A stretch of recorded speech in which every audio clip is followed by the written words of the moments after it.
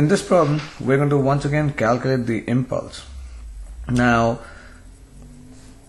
we're going to use some vector algebra in order to figure out the impulse, because if you remember from the video on momentum, the definition of momentum itself, momentum is a vector quantity, and so when you find momentum, you need to keep track of the direction and the signs and everything. So here's what's going on. There's an object of mass m that is moving with speed v. It's going to collide with the wall. The velocity makes an angle theta with the x-axis, and then after collision, it's going to move with speed, the same speed v, and once again the speed makes an angle theta with the horizontal. And what you're seeing is the top view.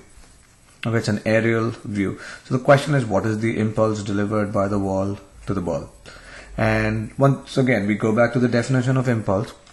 There are two ways of finding impulse. It's either force times time or delta p. Now, since force or time is not given in the problem, we're going to rely on our second definition, which is delta p.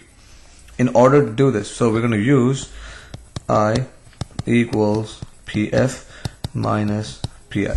So in order to do this, let's figure out the initial momentum and the final momentum. So for the initial momentum, if you look at the picture, the momentum is pointing in this direction. Its magnitude is mv. It's pointing in this direction, making an angle of theta with the horizontal. So it's in the second quadrant.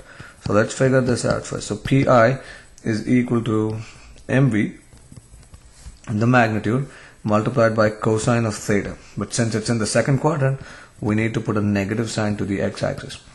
And the y component is simply mv times sine of theta.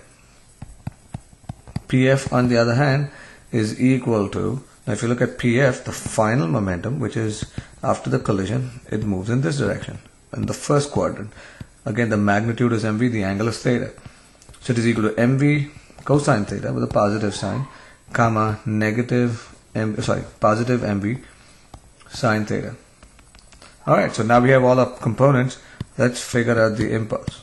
It is equal to Pf minus Pi, and which will be mv cosine theta, in fact minus mv cosine theta, and then the other one is simply 0 because we have the same things. The y component does not change, so it becomes equal to mv cosine theta comma 0. So the impulse delivered by the wall in this case has magnitude, so impulse is equal to 2 mv cosine theta, okay, pointing to the right.